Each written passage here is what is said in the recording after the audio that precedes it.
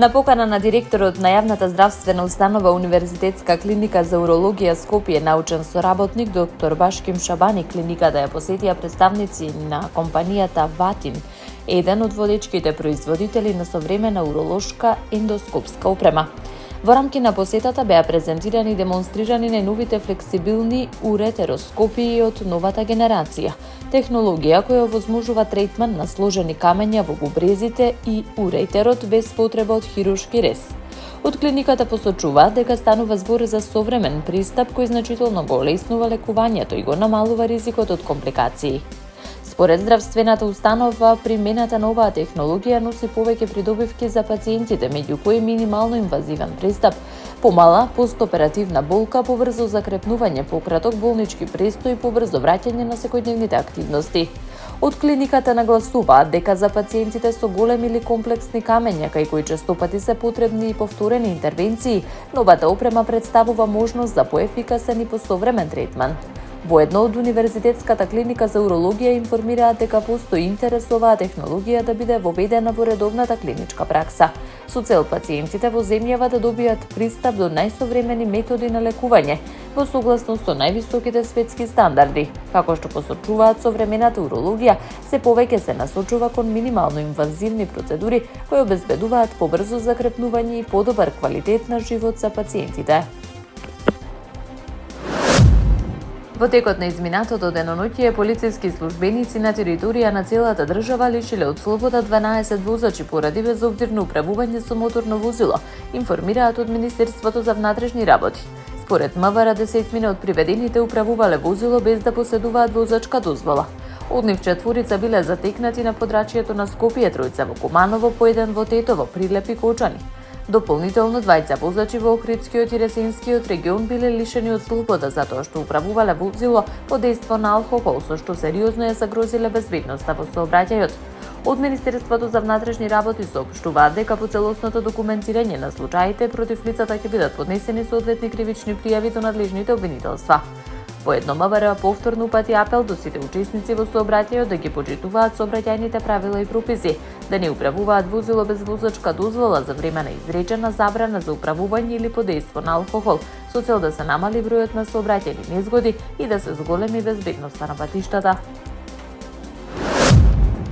Генералниот секретар на НАТО Марк Руте ги оцени најновите американски воздушни напади врз Иран како апсолутно неопходни, давајќи поддршка на одговорот на Вашингтон.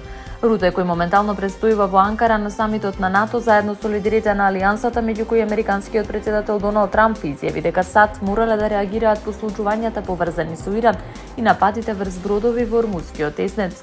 Мислам дека беше апсолутно неопходно, бидејќи постои прекин на огнот. Иран очигледно го крши. Видовме што се случи вчера со нападите врз бродовите, изјави Руте во Анкара. Тој додаде дека е апсолутно клучно Соединетите американски држави да одговорат решително пред почетокот на консултациите на лидерите на 32 земји членки на НАТО. Во меѓувреме тензиите во регионот продолжуваат да растат. Кувајт беше нападнат, во Бахрейн утрово се активираа сирените за воздушна опасност, откако иранските медиуми објавија дека иранската војска најавила одговор на американските напади врз повеќе од 80 цели во Иран. Новата ескалација дополнително ја зголеми загриженоста за безбедноста на регионот и за можните последици врз глобалните енергетски пазари, особено поради значењето на Ормускиот теснец за транспортот на нафта и газ. Американскиот председател Доналд Трамп повторно ја актуализираше својата иницијатива Соединетите американски држави да го превземат Гренланд, при што упати критики кон европските сојузници се закани дека би можел да ја преиспита улогата на американските вооружени сили во Европа.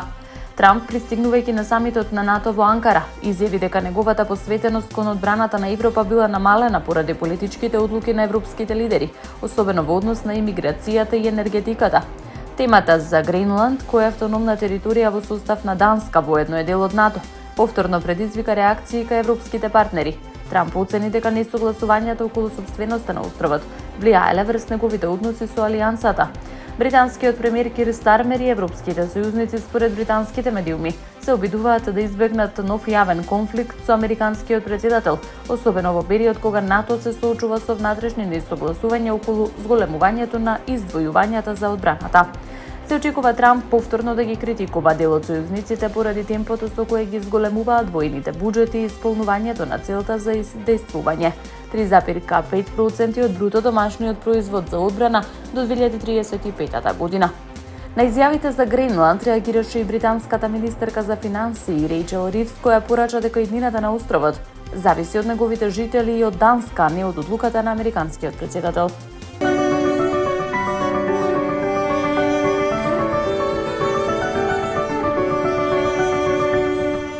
Управата за хидрометеоролошки работи најавува дека денеска времето ќе биде променливо облачно со сончеви периоди во попладневните часови на повеќе места ќе има услови за локален пороен дожд и грмежи. Според прогнозата, нестабилното време ќе биде краткотрајно, пошто следува период на претежно стабилно и потопло време. Во наредните денови ќе преовладува променливо облачно време со подолги сончеви периоди, додека услови за локална нестабилност повторно се очекуваат во недела, кога на одделни места ќе има пороен дожд и грмежи. Во текот на наредните денови ќе дува умерен до засилен ветер, претежно од северен правец, кој повремено ќе биде поизразен, особено долж повардарието.